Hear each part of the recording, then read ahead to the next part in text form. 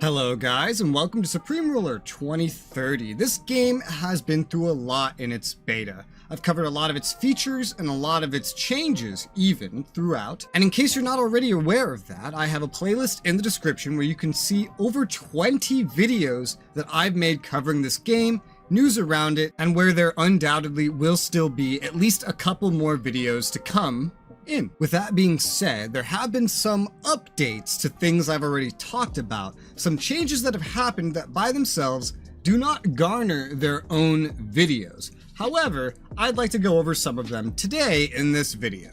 The first and foremost thing that I'd like to talk about, which is in my opinion, one of the most important and just gameplay loop affecting changes to something that has already existed in the beta and that we've spoken about thoroughly, is they moved where you build things. No longer do I have to crack my neck looking at the bottom right of the screen to be able to build things, while then snapping my neck to look to the left to select a new resource in order to be able to detach my spine from my fucking skull to then be able to build something over here in this new UI element corner that we really didn't have in Supreme Ruler Ultimate. Now they put it exactly the way it used to be after much ranting by me and some, thankfully, agreement from my community. I don't know if this was as big of a deal in other communities surrounding the game. I don't even know if there are other communities surrounding the game. I know it certainly wasn't a big deal to players that were in the official community, but my community, I think, tends to be a little bit more detached from all of that. And so I'm very happy to say, now to build things, it's just like SRU. You click, you have facility controls, as they call it now, open. And then this is now industry controls. This is facility controls. We have new iconography, as we can see. Put a facility offline, scrap a facility, and also all complete facilities. Oh yeah, put a facility online. Those are all brand new things. It's still the same thing where now we have this little button. This came from me talking with Chris about how, like, when I played the game, I would always just click on this and be able to build, kind of like how we have right now, because I already had it selected. But now that just teleports you to the nearest facility that you already have made, or the first one on the list or whatever. And you'd have to select down here now. Well, this is the middle ground of, well, now there's a button here, so you can't just click here, but you don't have to do 2 clicks. It's 1 click, you just have to aim it to pull up the build facility, and then you go ahead and you build just like you would do in SRU with a little more clunkiness. I still think it was better to just be able to, let me get rid of that. Just click here and pull something up. Also, to be able to look at my facilities without being teleported across the screen in some like mind-jerking fashion. But I don't think that's going anywhere soon. I think they're pretty headstrong in the way that this currently is right now. I can't say I fully agree with it, but I am happy with the quality of life changes that have been made to allow me to still build things in 1 click, not add more clicks. And you know, on the bright side, at least if I click build facility here, it still changes without snapping me. So long as you aim your clicks, you can still get the previous SRU functionality out of here. It's just, it's a smaller area to click now. It's, yeah, I don't know. All I know is I am so happy about this change, and I haven't given this the proper limelight. I don't know what that actually means, but limelight that it deserves. The spotlight, and I do think that it does deserve some spotlight. Unfortunately, there are still some things that are at the bottom right here that used to kind of be over here in some fashion, such as the current supply chain. We used to have materials over here. My neck already hurts from going left to right, but that's just going to be a thing that I have to do here. Same thing with like a facility list. Used to be over here. Now I have to tilt my head back and forth until it's like I'm headbanging at a metal concert, and then I can't feel my neck the next day. Same thing here with resource statistics. However, this has been made less important due to some changes that have been made to the game, which I'm actually quite happy about those changes after speaking with Chris about some of them. And while we're looking down here at the bottom right, we might as well talk about something down here at the bottom right so I don't have to break my neck any further for at least a couple moments. Which would be, have you noticed how fucking clean everything looks down here? We've already spoken about the iconography changes over here for the overlays and whatnot, and we'll actually look at this in a moment, but have you noticed these are now like the same size as the things on the left? I keep forgetting this is a reset button. I'm gonna fuck this up like for hundreds of hours if I ever learn to not click this button. In my update video about the demo and the changes that that version of the game brought and that came around it, one thing I mentioned is that these images, they were too small, and they really were, and they weren't aligned very well with anything. It's something that I figured they would change later. It had just been there for so long, and I'd seen enough newer players get really confused by them that I decided it would be important to point this out and hopefully see it change soon. And change soon it was. I booted the game up today to record the World Market video that I've probably already posted, and I was happy to see that this looks so much more professional now, so much more even with everything else around it, and so much more like a clear and beautiful final UI design. I'm so happy with how this visually came out. I'm so happy like every symbol is different enough. There is still kind of like this repetition, somewhat like a little world and a little world, which is two little differences, but because it's only two instead of like 8 sometimes like they used to put next to each other like they have down here with all these tanks, I can still tell them apart and it's pretty fine. And while we have this pulled up over here and our neck has snapped back over, we can see that there has been some more iconography updates. As we can see here, orders now has this little button of like a paper and like this little truck thing. And if we go into the defense department, we can see that is also what they kind of made for the building of units. It's no longer what it was before. It's new. It looks neat. I don't think it's an improvement. It's definitely cool. It looks nice. I like it. And while we're right here, another neat thing that I don't think was an SRU was you'll notice there's this planet here, this globe. And if I click on it, it doesn't do anything. If I hover over it, it's showing me about like theaters where like I was located, like where I have clicked, as you can see here. It's showing me information about the theaters. However, there is more to this. If I go click on the land tab, which by the way, I love the new image for the land tab, but I always feel like I'm making a mistake since it's not the previous image. I'm like, oh wait, wrong button, because now there's also this new image, this new sector here. But here, we have some expanded functionality. If we click the button here, and so I don't understand why this appears on other departments if I can't click on it, but it appears here and I can click on it. That seems inconsistent. That's something they should change in some way. But now, I can pull up this giant map of every theater in the game without names and without turning on the theater map, and I can just click on one. For example, let's go over to China.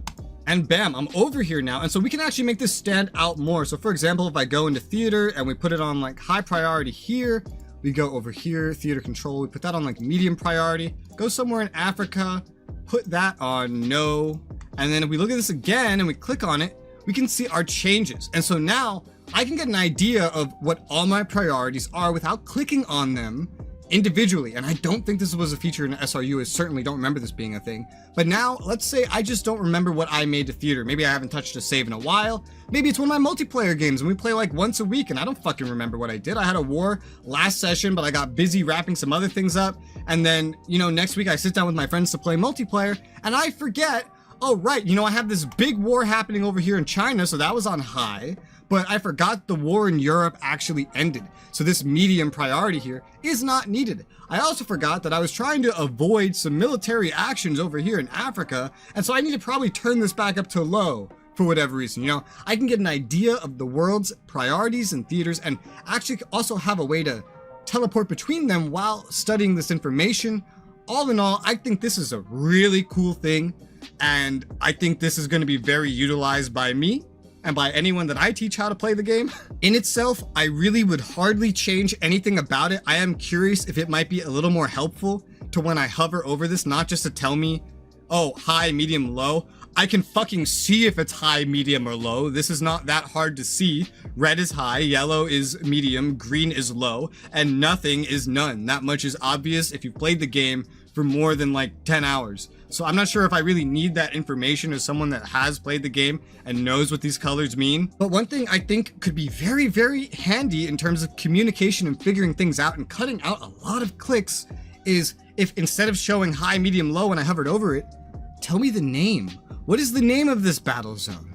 Which one is this? What if I'm trying to like communicate quickly? I'm using this as a reference sheet of information. What if I want to know in my own brain's like organization what this is? Now I have to click on it. I have to go over here. Then I have to like right click, go to theater control, for example, and read Southeast Asia. That is way more work than it needs to be, and I think putting the names there would be way more helpful than putting high, medium, low, none. Because I think that much is already obvious from the visual bar. But maybe I'm wrong. If you're a newer player looking at playing the game, do you think it's better this way? Do you think you should actually have the bars be verbally described to you if you hover over and get this tooltip?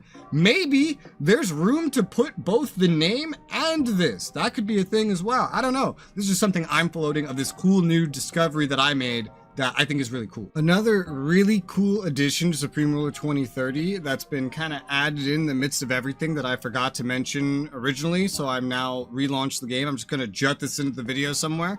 If you go to the state tab, and then you go to your cabinet, and then you got these two little buttons here. Rename our region and prefix. This is like way more in-depth of a renaming thing. You could just fully rename your country and the prefix that goes before the name of your country and all your colonies. So that's amazing. That's already amazing. So much better than just renaming tiles that didn't even show in multiplayer. And then we have change our region's flag. You can change your flag between any flag in the game's database. And with some amount of modding files or throwing information in, you can add in your own flags to your specific game and then change the flag that is displaying. As you can see, many of these flags are either from modern day or they're historical, probably from the prior SRU versions where they had older versions of countries. And some of these are just complete fucking nonsense. The most obvious of which, for example, being these battle goat symbols. And is this the fucking Democrat and Republican flags? What the fuck? Is this one Vichy France? I don't, there are so many options here just by default. And the fact that you can change between them is already huge. The fact that there will definitely be mods adding more and that an individual user could probably just add more in by themselves is pretty awesome. Anyway, back to wherever I left off in the video before I inserted this part in forcibly. Take it away, past res. Now we can't be all positive. I'm way too critical for us to be all positive. So let's find something to nitpick a little bit. So for example, in the filters here for map elements, we have our good old show weather thing. We can see the clouds appearing. However, I want you to take a good look at the screen while I do this. There's something else other than the weather and the thing that I'm clicking on that's changing. I don't even need to click, right? Because as it's telling me with this helpful tooltip, I could just press W. So I could just press W, right? But there's something else, something very redundant that I'm not really sure how I feel about, and I want to get your guys' thoughts on it. Have you noticed it yet?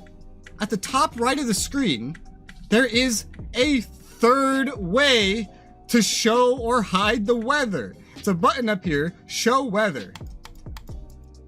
Why? Why do I need it here, and a button? I understand one button and one tooltip, but what the fuck is it doing up here? How does this help me?